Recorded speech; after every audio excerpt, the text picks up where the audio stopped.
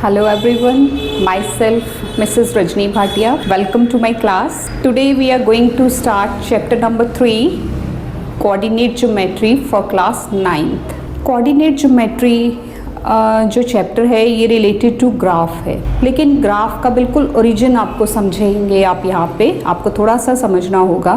जो first exercise है वो आपको एक जनरल कॉन्सेप्ट देती है कि कैसे ग्राफ के ऊपर फिगर्स ड्रॉ की जाती हैं या कैसे किसी चीज़ की पोजीशन जो है वो हम डिस्क्राइब करते हैं किसी प्लेन पे। सपोज़ कोई चीज़ आपके टेबल पे पड़ी है, जो कि पहला क्वेश्चन भी है, how will you describe the position of a lamp on your study table to other person. अब एक कोई दूर बैठा इंसान है, आप उसको कैसे समझाएंगे कि जो लैंप आपके टेबल पे पड़ा है उसकी पोजीशन क्या है। आप इसको ऑरली डिस्क्राइब करके या फिर एक फिगर ड्रॉ करके उस पे आप उसको पर्टिकुलर डिस्टेंस नाप के बता सकते हैं कि किसी भी ऑब्जेक्ट की एग्जैक्ट पोजीशन क्या है। तो फर्स्ट क्वेश्चन हम स्टार्ट करते हैं, exercise 3.1। How will you describe the position of a lamp on your study table to the other person? कैसे आप एक लैंप जो कि आपके स्टडी टेबल पे पड़ा है, आप उसकी पोजीशन दूसरे इंसान को कैसे समझाएंगे। देखिए, सपोज कीजिए ये सारा आपका टेबल है, ये सब टेबल है। यहाँ पे आप एक किनारा, एज का मतलब होता है किनारा, कोई भी एक किनारा ले लीजिए, उसका दूसरा एज दूसरी तरफ से ले लीजिए।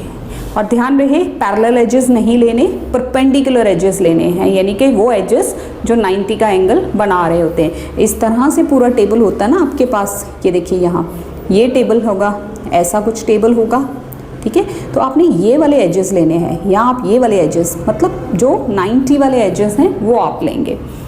ये एज आपने ले लिया। सपोज ये P पॉइंट जो है ये आपकी लैंप की पोजीशन है, यहाँ आपका लैंप पड़ा हुआ है। अब आप क्या करेंगे, पहले इसको यहाँ से मेजर कर लेंगे, ये डिस्टेंस स्केल रख के आप मेजर करेंगे। अब चूंकि मैंने ये रफ फिगर अपनी मर्जी से ड्रॉ की है, तो सपोज ये सब हम लेट कर रहे हैं।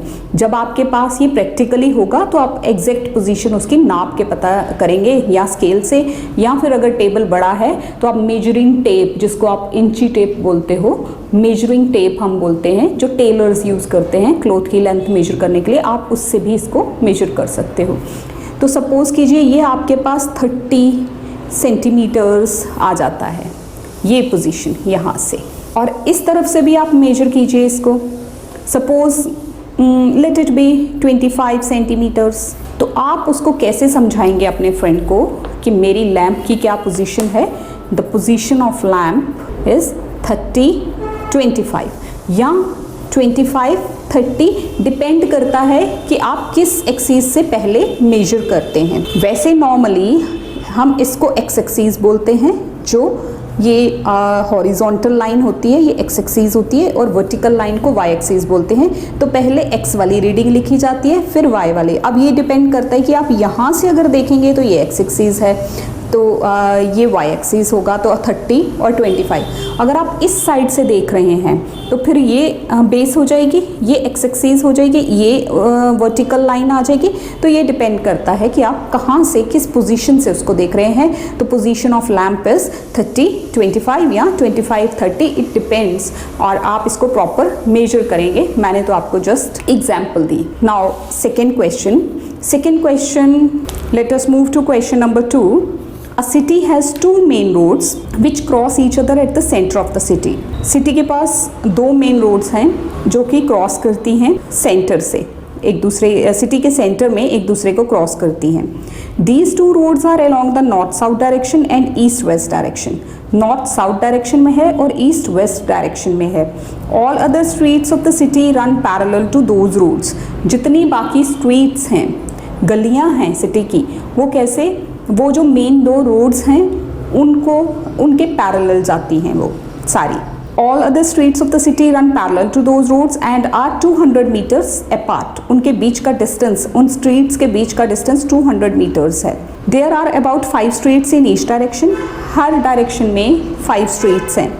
Using 1 centimeter is equal to 200 meters, draw a model of the city on your notebook. Represent roads, streets by single lines. There are many cross streets in your model.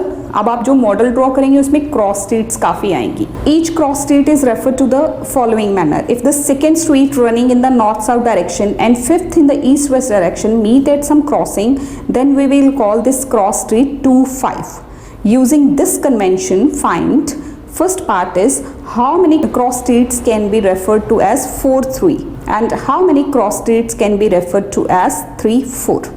Now let's draw this plan. Here is the plan which I have already drawn in order to make the video short. This is the main road one, east west direction वाली, और ये जो है ये main road second है north और south direction वाली. Main road 1 west and east direction, east west direction ये, और नॉर्थ ये हो गई ना डायरेक्शंस हमारी, east west north and south.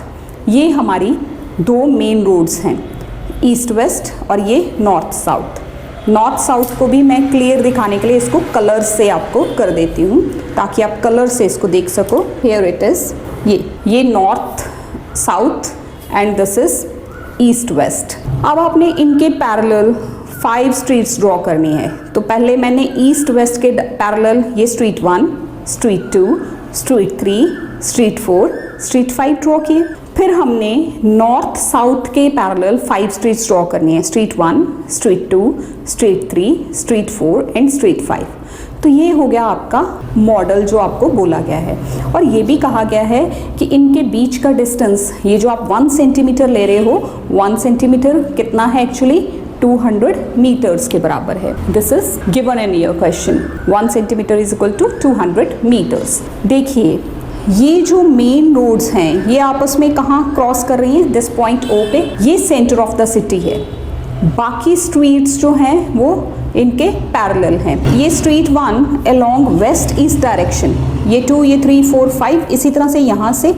अब आपको ये वाला पॉइंट क्या वैल्यू देगा, फर्स्ट स्ट्रीट है, उधर से भी ये फर्स्ट स्ट्रीट है, तो दिस इज 1 and 1. ये यहाँ क्रॉस कर रही हैं दो, दिस इज, ये ऊपर से सेकेंड आ रही है 1 and 2, this is 1 and 3, 1 and 4, 1 and 5. Same वे में ये क्या हो जाएगी 2 and 1, 2 and 2, 2 and 3, 2 and 4, 2 and 5. Same वे में आप बाकियों को भी लगाएंगे. जैसे ये स्ट्रीट 3 है तो ये 3 फर्स्ट के साथ क्रॉस कर रही है, 3 और फर्स्ट पहले ये लिखनी है, ईस्ट वेस्ट वाला नंबर पहले आएगा. 3 1, 3 2, 3 3, 3 4, 3 5. Same way 4 1, 4 2, 4 3, 4 4 and 4 5. This is 5th street आ गई. 5 1, यहाँ से ये 5th है, ऊपर से ये फर्स्ट है. 5 2, 5 3, 5 4, 5 5.